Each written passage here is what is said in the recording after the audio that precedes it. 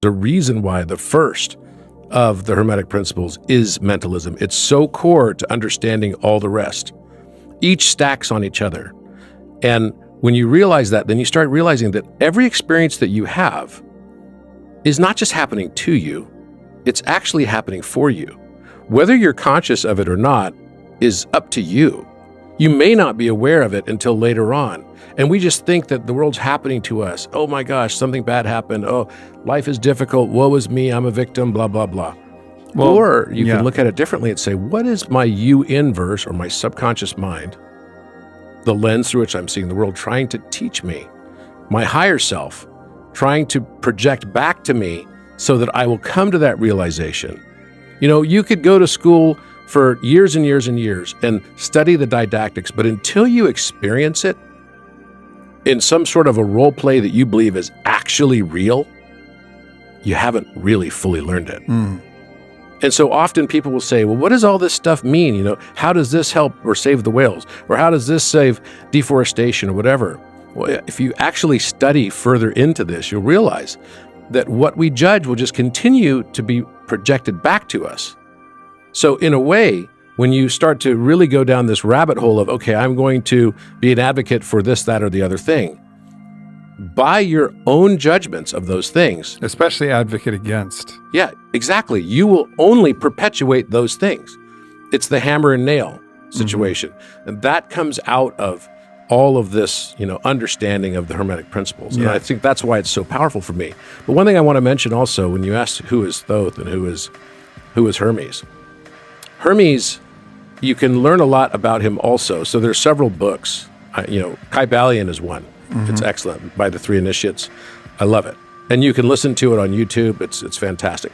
Around the same time, there was a translation that came out of the Emerald Tablets. So we're talking about the early 20th century. And in the early 20th century, there was kind of a bit of a mini renaissance that was happening. You saw a lot of advances in physics that was happening at that time, right? You saw people like Walter Russell. They started creating societies of like polymathic thought, like the Twilight Club in New York City, that Walter Russell was a founder of.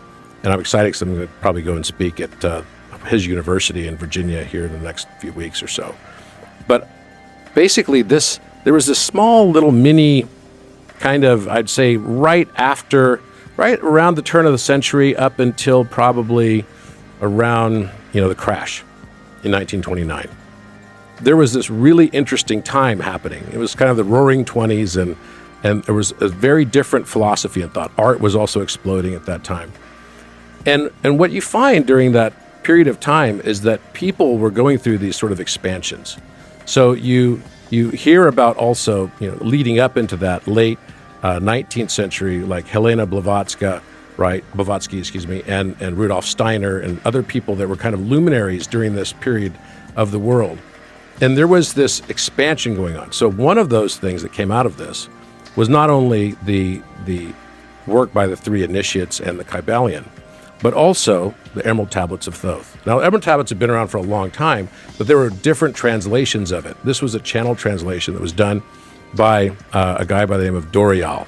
So I would definitely look into that because it tells the story also of Thoth, the Atlantean. So it goes all the way back in time and tells a story, and he actually claims in this writing that he built the pyramid. He was the designer of it. Now, it's funny because in Egyptian history, they tell the story of a guy by the name of Hemiunu. Hemiunu would have been the architect for the Great Pyramid. But Hemiunu sounds a lot like Hermiunu, right? It could definitely be some sort of connection between the two. And when you get into that, you can learn the whole story about how Atlantis fell, and then how civilization was maintained, how they moved to Kem, the land of Kem, Egypt,